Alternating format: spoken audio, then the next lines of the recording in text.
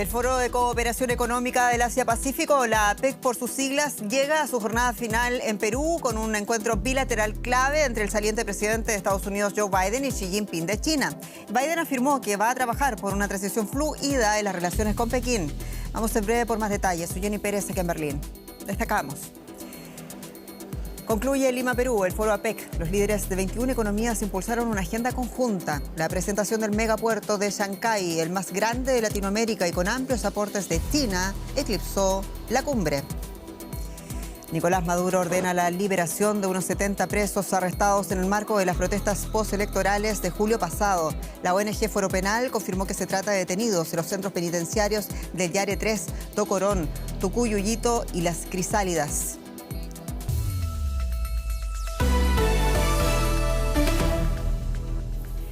Hoy concluyó la cumbre de la APEC en Perú, el Foro Económico y de Cooperación de las 21 economías del Asia-Pacífico. La presidenta anfitriona, Dina Boluarte, logró un triunfo diplomático al lograr la presencia de todos los jefes de gobiernos invitados, incluido, como no, el presidente Joe Biden y Xi Jinping de China.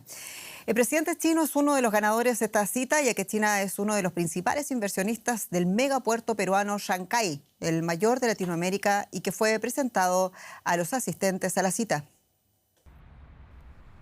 Luego de una semana de intensas reuniones en temas de cooperación económica, la Cumbre Económica Asia-Pacífico APEC, celebrada este año en Perú, cerró su cita anual este sábado en Lima. El gobierno peruano de Dina Boluarte recibió a decenas de líderes mundiales y empresariales, entre ellos el presidente de China, Xi Jinping, y su homólogo estadounidense, Joe Biden, con el fin de consolidar las relaciones de libre comercio entre los países de la región Asia-Pacífico y el compromiso de los presentes para el fomento de las economías verdes. Entre ellos se encuentra el marco de políticas para desarrollar e implementar marcos de políticas de hidrógeno de bajo carbono en el Asia-Pacífico, que será fundamental en nuestra transición hacia economías más verdes. La alianza de sus 21 economías representa el 60% del PIB global. China fue el protagonista del evento. El presidente Xi Jinping mantuvo reuniones con varios mandatarios asiáticos y latinoamericanos, entre ellos el presidente de Chile, Gabriel Boric. La presencia e influencia de China en Latinoamérica ha crecido considerablemente en las últimas décadas a través de fuertes inversiones en infraestructura en la región. Así lo demuestra el recién inaugurado megapuerto de Chancay en Perú, catalogado como el más grande de América Latina. Este corredor comercial con Latinoamérica es a la vez una puerta de entrada a sus planes geopolíticos y, según algunos expertos, incluso puede usarse con fines militares. Por otra parte, los presidentes de Estados Unidos, Joe Biden, y de China, Xi Jinping, tuvieron este sábado su último encuentro y anticiparon el regreso de Donald Trump a la Casa Blanca como un periodo de cambios en las reglas del tablero geopolítico y en el plano económico. En la víspera de su reunión, Xi previno sobre un auge del unilateralismo y el proteccionismo, así como una mayor fragmentación de la economía mundial. Los intentos de bloquear la cooperación económica bajo todo tipo de pretextos y de desarticular la interdependencia del mundo no son sino un retroceso.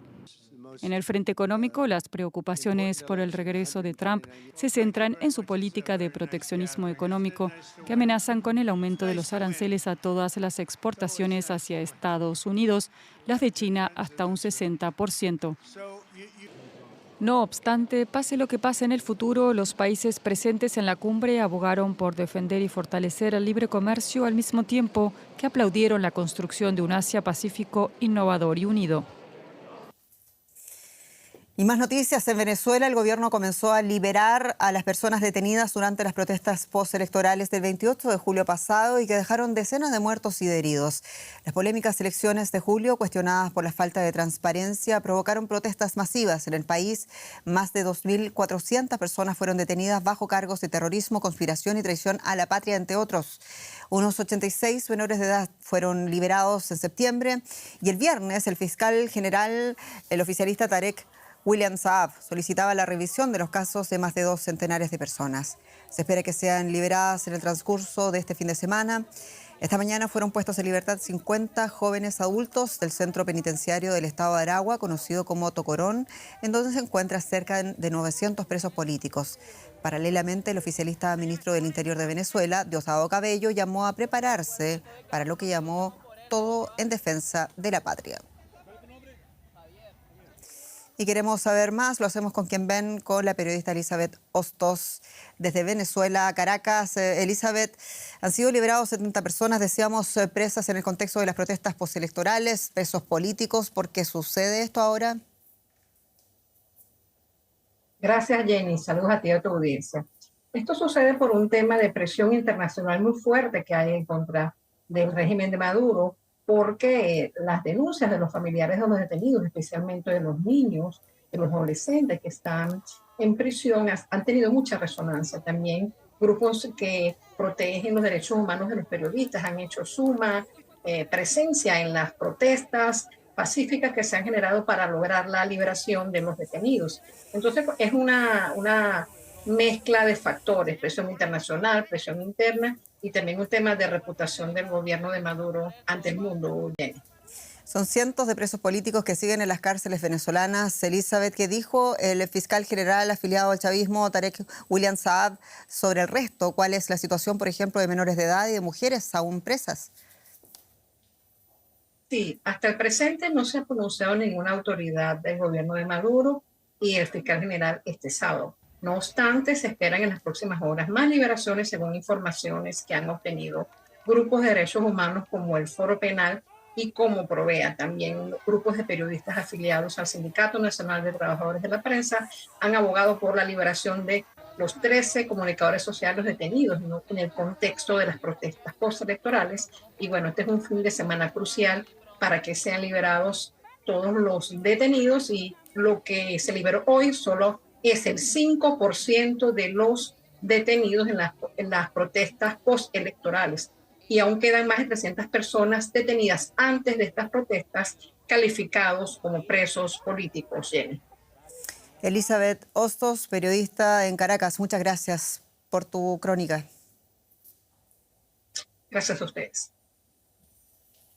Y más noticias. El presidente de Brasil, Luis Inácio Lula da Silva, y el secretario general de la ONU, Antonio Guterres, se reunieron este sábado en Brasil para intercambiar opiniones sobre la cumbre de líderes del G20 que arranca el lunes en Río de Janeiro.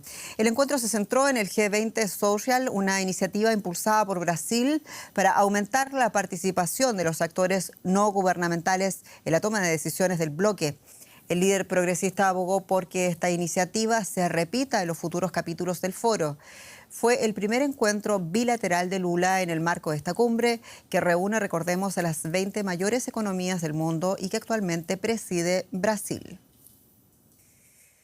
Vemos el triunfo de China en la cumbre de la APEC, y los analistas también esperan una contundente influencia de China en los BRICS y en esta nueva etapa del G20 que comienza en Brasil. Allí encontramos a mi colega, el periodista Marcelo Silva de Sousa, con los detalles en Brasilia.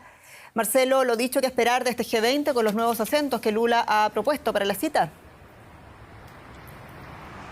Cumbre que llega con 3 grandes prioridades definidas por el gobierno de Brasil, de Lula da Silva, entre ellas reforma de las instituciones internacionales, transición energética y combate a la desigualdad. En este último punto debe estar probablemente el gran legado que va a dejar la presidencia de Brasil con el lanzamiento formal el lunes de la Alianza Global contra el Hambre y la Pobreza, una iniciativa que cuenta con la adhesión de todos los miembros actuales del G20 y con fondos garantizados de entidades como el Banco Mundial para financiar una canasta de políticas sociales alrededor del planeta para combatir la pobreza. No se esperan grandes avances en términos de transición energética y en reforma de las instituciones internacionales. Brasil espera incluir en la declaración final de líderes alguna mención a su propuesta para tributar las grandes riquezas, ese 2% de los más ricos del planeta, y puede sentirse satisfecho con su presidencia si así lo consigue en medio de enormes conflictos geopolíticos que van a marcar esta cumbre, y también, claro, con la presencia de Joe Biden, el presidente norteamericano, en su gran despedida internacional,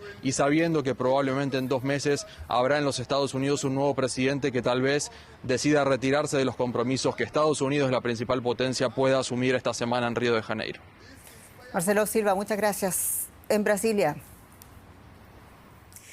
Y hablamos de otra cumbre. Los dirigentes del G7 reafirmaron en un comunicado su firme apoyo a Ucrania durante el tiempo, dijeron, que sea necesario. El grupo considera que Moscú sigue siendo el único obstáculo para una paz justa y reitera su compromiso de mantener el castigo económico a Rusia. Las democracias occidentales siguen apoyando expresamente a Ucrania con gestos diplomáticos y con recursos. El primer ministro de Japón, Takeshi Iwaya, anunciaba este sábado en Kiev que Japón y Ucrania reforzarán la cooperación en materia de seguridad ahora que Corea del Norte despliega tropas en Rusia. Estados Unidos aseguraba que ya hay 10.000 efectivos norcoreanos apoyando al ejército ruso. El ejército israelí informó que disparos de cohetes de Hezbollah habían impactado hoy en una sinagoga de Haifa, dejando a 2 personas levemente heridas. Y en el otro frente, en Gaza, la agencia palestina Wafa informaba que al menos 10 palestinos murieron y una veintena resultaron heridos en un ataque israelí con 2 misiles contra una escuela de Abu Asi al oeste de la ciudad de Gaza. La agencia palestina informó además que este centro escolar, gestionado por la Agencia de la ONU para los Refugiados Palestinos, había sido bombardeada por Israel en más de una ocasión. El Ministerio de Educación y Enseñanza Superior, controlado por Hamás, aseguró que desde el comienzo de la ofensiva israelí, más de 400 centros educativos han sido atacados y 77 de ellos han quedado completamente destruidos. Otras 17 personas han muerto también este sábado en Gaza en diferentes ataques israelíes. Ello según indicó el Ministerio de Sanidad gazatí, controlado por Hamás. Entre tanto, Naciones Unidas ha vuelto a advertir del riesgo de una inminente hambruna en la franja de Gaza basada en el informe de una treintena de ONGs. Vamos a ver. El estadio Yarmouk de la ciudad de Gaza resulta apenas reconocible como recinto deportivo. Miles de personas llenan por completo esta cancha de fútbol. Los ataques israelíes dañaron gravemente la zona alrededor. Los combates obligan a las familias a desplazarse repetidas veces. Muchas llegan allí sin ninguna pertenencia. Huimos solo con lo que llevábamos puesto. Al llegar esperamos aquí al frío hasta las 3 de la mañana. Entonces nos dieron una carpa. Dependemos por completo de la ayuda. Si reparten comida, comemos. Si no, no comemos. 5 familias vivimos en pésimas condiciones en una sola carpa. Las entregas de ayuda a la Franja de Gaza son extremadamente escasas. El mes pasado, Estados Unidos dio a Israel un plazo de 30 días para mejorar la entrada de ayuda humanitaria o detendría las entregas de material militar. Un día antes de que expirara el plazo, Israel abrió otro paso fronterizo para permitir la entrada de ayuda a Gaza. Sin embargo, grupos humanitarios y Naciones Unidas afirman que es insuficiente. Además del bloqueo, los ataques israelíes en el norte de Gaza dificultan aún más la llegada de ayuda a la población civil. Naciones Unidas califica la situación de desesperante.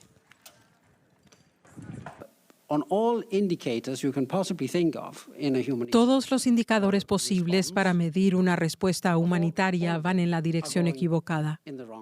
La entrada de ayuda es muy escasa, mientras que el caos, el sufrimiento, la desesperación, la muerte, la destrucción, el desplazamiento abundan.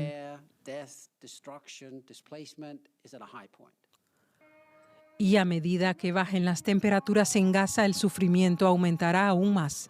Las familias del estadio Yarmouk necesitan ayuda urgentemente.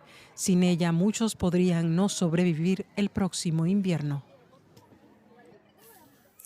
Y vamos a cambiar de tono para comentar lo siguiente. Hablamos de la celebridad de las redes sociales. Jake Paul derrotó a Mike Tyson en el esperado regreso al ring del ex campeón mundial vendido de los pesos pesados.